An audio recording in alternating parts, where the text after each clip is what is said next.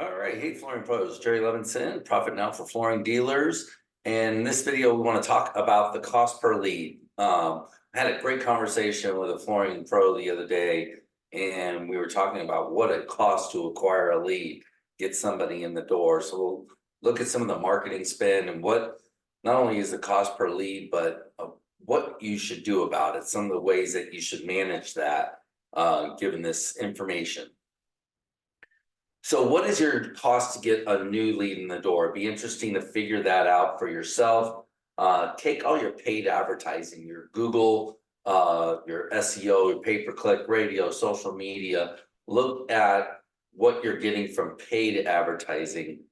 How many leads does the paid advertising attract? And to me, a lead is somebody who booked an in-home estimate. It's not somebody that made a phone call or somebody that came in the door and then turned around and walked out.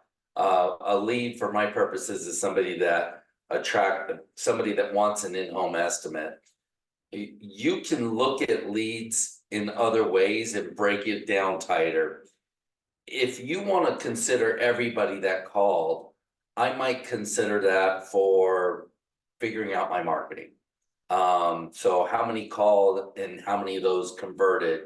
If I was getting a lot of leads from one source, but they didn't convert to estimates, I might consider that.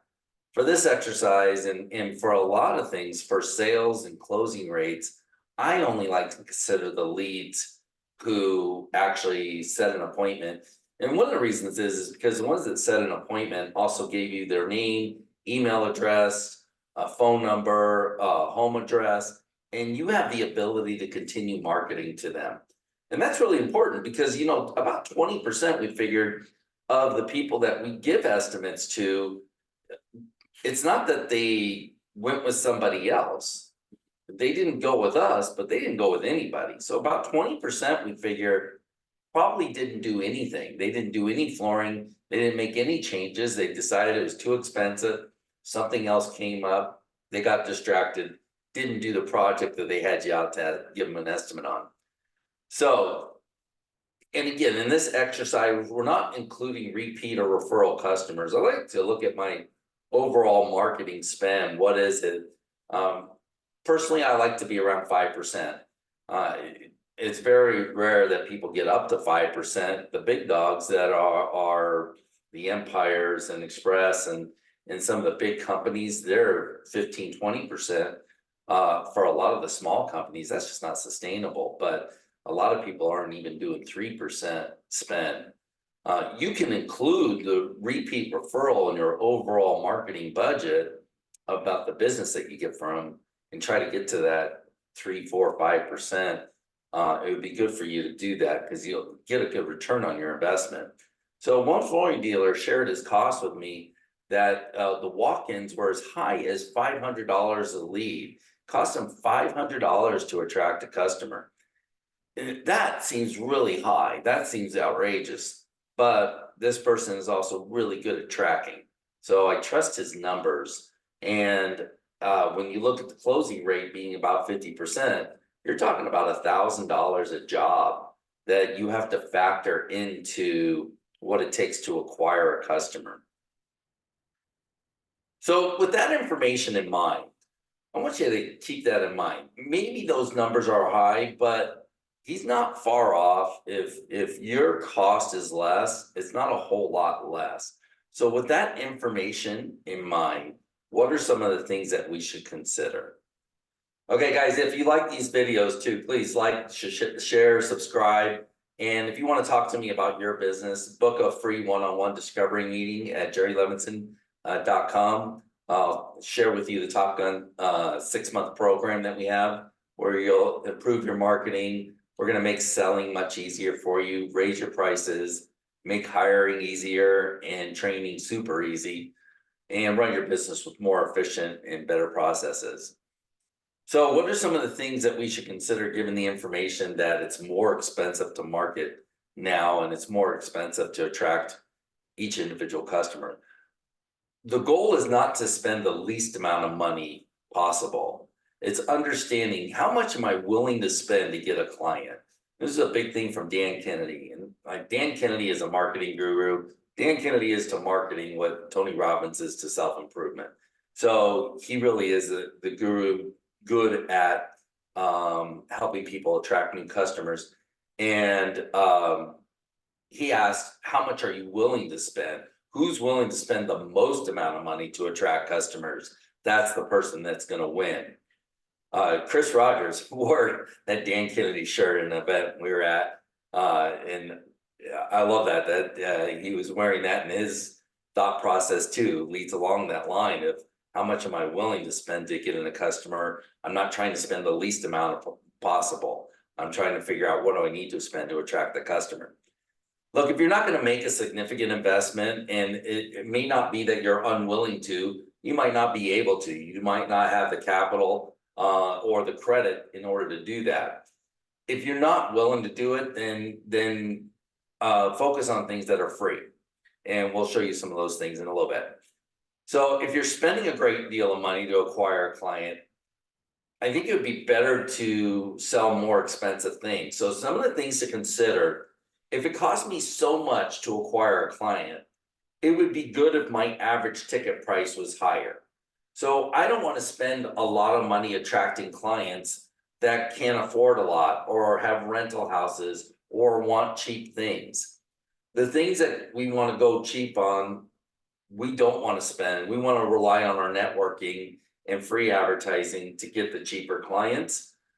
But where we're going to invest money, let's attract higher end clients, such as hardwood flooring. Hardwood flooring is going to have a much higher average ticket. So if you're going to spend a lot, it makes more sense to spend that money attracting the clients that are higher end. Tile's gotten really expensive, especially on the installation end, right? Expensive. There's good quality luxury vinyl and laminate that you could be selling.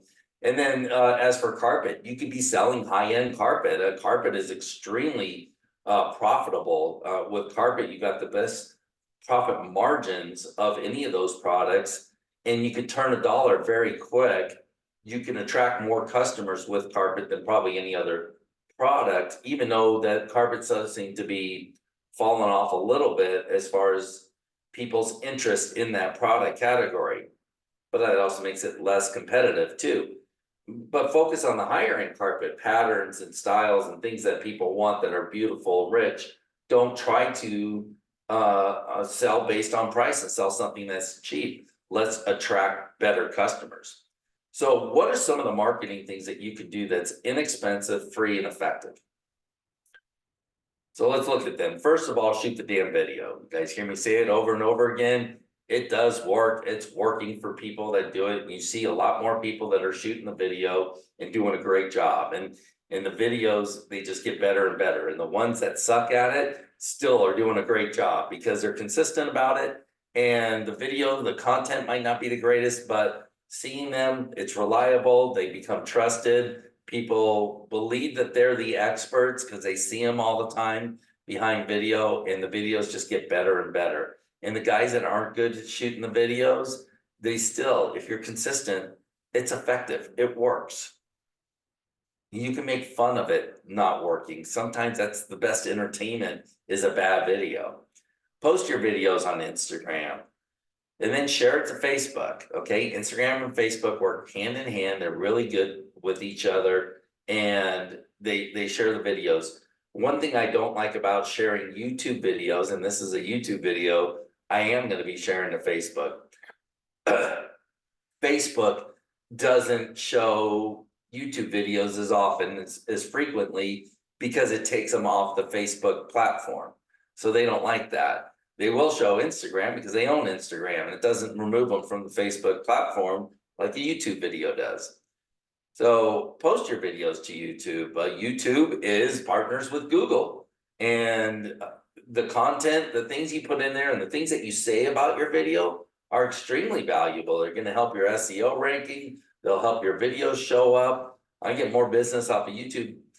I have a great Facebook channel with over 10,000 people in our groups, and yet most of my business comes from YouTube. It's people researching that want to grow their business, or people starting off in the flooring business. They're finding my content on YouTube, by doing a Google search. So YouTube's popping up. YouTube's very powerful. Post it on your Google business profile, guys. There's nothing better for your SEO than posting videos and pictures on your Google business profile. It's completely 100% free. And then you can take it from there and you can share it to some of the other social media channels. So learn how to post on your Google business profile. If you're shy about posting videos, then post a video of photo content. Even if it's photo of you tearing out flooring, all of it works. All the photos, because it's not the photos and the videos that work really good. It's the description that you're using. So make sure in the description, you're using good keywords. Hey, we just got done location, customer, product. We just got done installing this flooring in Sun City, and we tore out some tile, put in this new luxury vinyl flooring. Our customers are empty nesters. This is their, their retirement home, their forever home. And so they put in really good quality products.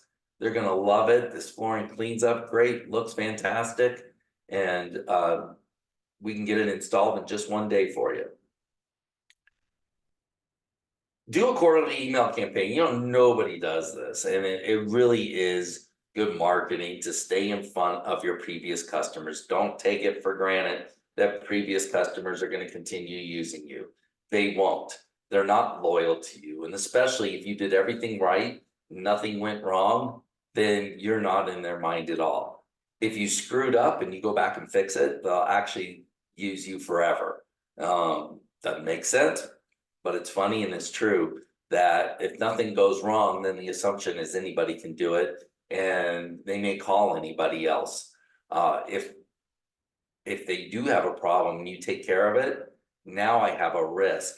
If I use somebody else, are they going to take care of the problem? You've already proven that you do. So just kind of some of the mentality and thinking of customers. And it's not that they're overthinking this. It's just natural human behavior that if I see an ad for flooring, I'm likely to respond to the ad if I'm in the market for it and not necessarily go back to a company I used before. I might be interested in seeing what that person has to offer and what they have to say. I mean, how many times have we had this experience where we did the carpet for somebody, but somebody else did the luxury vinyl for them, or somebody else did something for that customer we could have done, but they weren't knowledgeable. They didn't know that we did those things. So having an email campaign, staying in front of them, being on message, sharing with them the other things that you do. I mean, I had it happen all the time in the window covering industry where I did the blinds, but they hired somebody else to do shutters because they didn't know we did shutters. So we had to do a better job on our invoices and our communication to try and solve that problem. So, and capture that opportunity. Attend networking events. You can attend them for free.